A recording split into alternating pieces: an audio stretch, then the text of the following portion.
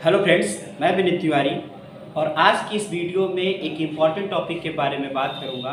वर्तमान में जितने भी लोग पीजी डिग्री करते हैं उनके सामने बेरोजगारी की अवस्था में यह बात दिमाग में आती है कि क्या उन्हें पीएचडी करना चाहिए या नहीं करना चाहिए। बहुत से लोग पीएचडी को एक धोखे के रूप में देखते हैं कि पीएचडी करने से कुछ नहीं होता है, लेकिन जो लोग बेरोजगार होते हैं पीजी करने के बाद वो किसी भी जॉब को न प्राप्त करने की वजह से उनके सामने एक गंभीर समस्या होती है कि मैं पीएचडी में एडमिशन लूं या ना लूं, क्योंकि पीएचडी में लगभग 4 से 5 साल का समय लग जाता है। साथ ही कुछ मात्रा में पैसे भी खर्च होते हैं। आप गवर्नमेंट यूनिवर्सिटी से करते हैं तो भी पैसा खर्च होता है, प्राइवेट यूनिवर्सिटी से करते हैं तब भी उसमें ज़्यादा पैसा खर्च होता है। इन सभी प्रश्नों को ध्यान में रखते हुए लोगों के मन में असमंजस की स्थिति उत्पन्न होती है और उन्हें यह समझ में नहीं आता कि पीएचडी में एडमिशन लें या ना लें। क्या वाकई में पीएचडी एक धोखा है? वाकई में पीएचडी टाइम वेस्टेज है? इन सभी प्रश्नों का उत्तर इस वीडियो में मैं देने का प्रयास करूँगा। सबसे महत्वपूर्ण बात यह होती है कि आपको अभी पीएचडी पीजी करने के बाद किन किन परिस्थितियों में करना चाहिए।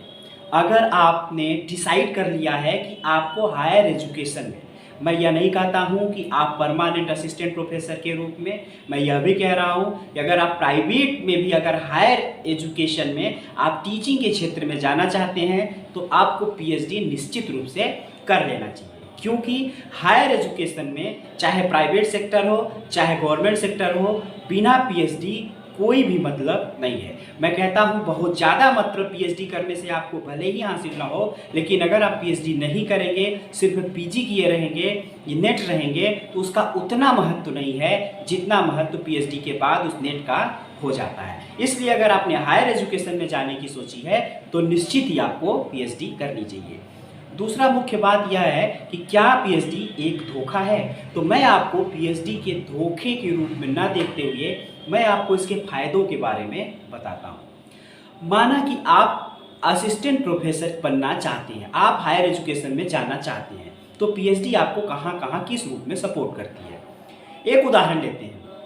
अगर आप हायर एजुकेशन में विश्वविद्यालयों में फॉर्म भरते हैं तो यूजीसी रेगुलेशन 2018 के हिसाब से मुख्य बात यह है कि पीएचडी किए हुए व्यक्ति को 30 अंक मिलते हैं। जब आपका एपीआई काउंट होता है जिसके आधार पे कैंडिडेट्स को शॉर्ट लिस्ट किया जाता है विश्वविद्यालयों में असिस्टेंट प्रोफेसर के इंटरव्यू के लिए, तो वहाँ पे सब के अपने अपने अंक हैं। ग्रेजुएशन के कुछ अंक है, पीजी के कुछ, एमफिल के, नेट के, जीआरएफ के, पीएचडी के, उस पर सबसे ज़्यादा वेटेज पीएचडी को दिया गया है।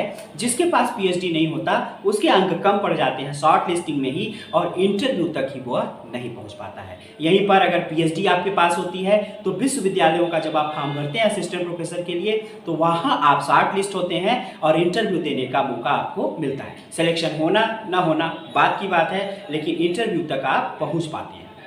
दूसरी महत्वपूर्ण बात, अगर आप पीएचडी कर लेते हैं और आपका असिस्टेंट प्रोफेसर में कहीं परमानेंट वैकेंसी में सिलेक्शन हो जाता है, आप गवर्नमेंट में असिस्टेंट प्रोफेसर बन जाते हैं, तो आपके जितने भी प्रमोशंस होते हैं वह पीएचडी के आधार पर ही होते हैं। अगर आपका पीएचडी नहीं होता तो आप उस गति से प्रमोशन नहीं पाते हैं। यहाँ तक कि एसोसिएट प्रोफेसर बनने के लिए और प्रोफेसर बनने के लिए पीएचडी मस्ट है। तो आप ये जो विकास है एकेडमिक, जो आपका एकेडमिक जो इंक्रीमेंट है वह नहीं लग पाता है जब तक आप पीएचडी नहीं कर पाते हैं।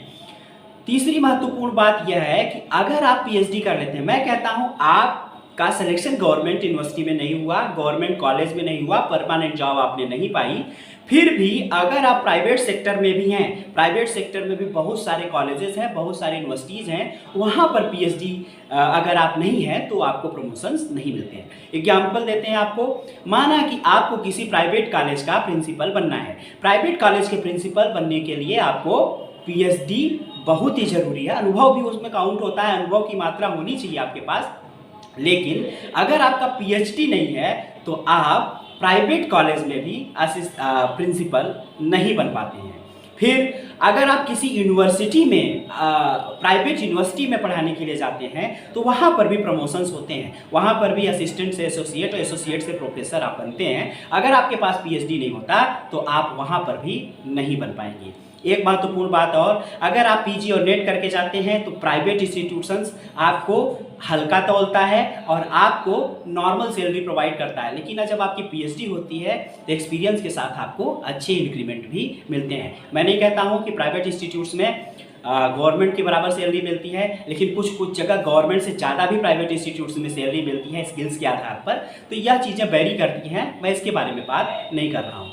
उसके बाद अगर हम बात करें तो पीएचडी आपको, अगर आप पढ़ने में अच्छे हैं तो नेट क्वालिफाई करने के बाद जब आप जेआरएफ क्वालिफाई कर लेते हैं तो पीएचडी 5 साल तक आपको स्कॉलरशिप दे दिलाता है। कुछ साल तक आपको जूनियर रिसर्च फेलोशिप मिलती है और बाद में आपको सीनियर रिसर्च फेलोशिप मिलती है। तो अतः 5 साल तक अच्छी तैयारी करने के लिए, किसी कंपटीशन को क्वालिफाई करने के लिए पीएचडी में एडमिशन लेते हुए आप अपनी पीएचडी करते हुए तैयारी कर सकते हैं। और आपको एक स्टूडेंट लाइफ अगर आपकी है, पीएचडी स्कॉलर होते हैं तो आप स्टूडेंट ही होते हैं, और उस लाइफ में अगर आपको कुछ पैसे मिलते हैं जो कि आजकल 35 से 40 हज़ार के रुपए लगभग मिल रहे हैं, जो कि एक अच्छा अमाउंट होता है एक स्टूडेंट को अपने महीने का खर्चा निकालने के लिए, तैयारी करने के लिए। तो इस स्थिति में पीएचडी करना जेआरएफ निकाल के बहुत ही अच्छा होता है। लेकिन फिर भी अगर जेआरएफ आप क्वालिफाई नहीं कर पाते हैं, नॉर्मल पीएचडी भी आपको करने को मिलती है, तो आपको पीएचडी करनी चाहिए। कारण यह है कि आपने पहले, मान लीजिए अभी आपकी जॉब कहीं पे नहीं लगी है, आपने पीएचडी कर लिया और आगे आपकी फ्यूचर में कहीं परमानेंट जॉब लग गई तो आपको बहुत बेनिफिट उसका मिलेगा। फिर जब आप पीएचडी जेआरएफ निकाल के करते हैं तो आपको पीएचडी का लोड भी नहीं पड़ता है कि आप पीएचडी किस तरीके से करें, कितना उसमें खर्चा आएगा, कितना फीस लगेगी। इन सब बंधनों से, इन सब समस्याओं से आप मुक्त होते हैं। तो पहली कोशिश आपकी होनी चाहिए कि आप इस तरीके से घर वालों के ऊपर बोझ बन के पीएचडी ना करें, जेआरएफ निकालिए और जेआरएफ निकाल के पीएचडी करिए, तो यह ज़्यादा बेनिफिशियल होता है। फिर भी जो लोग जेआरएफ नहीं निकाल पाए, एज उनकी पार हो गई है और वो लोग चाहते हैं कि मैं पीएचडी करूं, तो उन्हें पीएचडी करना चाहिए। पीएचडी करने के बहुत सारे फायदे हैं। इस शॉर्ट वीडियो में मैंने कुछ फायदों के बारे में बात किया है। आगे के वीडियो में पीएचडी के ऊपर एक और वीडियो मैं लेके आऊँगा जिसमें मैं टॉपिक सिलेक्शंस के बारे में बताऊँगा कि किस तरीके से आप टॉपिक सिलेक्शन करें अपने पीएचडी का, ताकि आपको इजीली पीएचडी हो जाए और आप पीएचडी भी कर लें और उसमें आप यूजीसी के जो नॉर्म्स हैं उसके बाहर भी न जाएं। तो इस वीडियो में इतना ही, नेक्स्ट वीडियो में मिलेंगे, तब तक के लिए थैंक यू।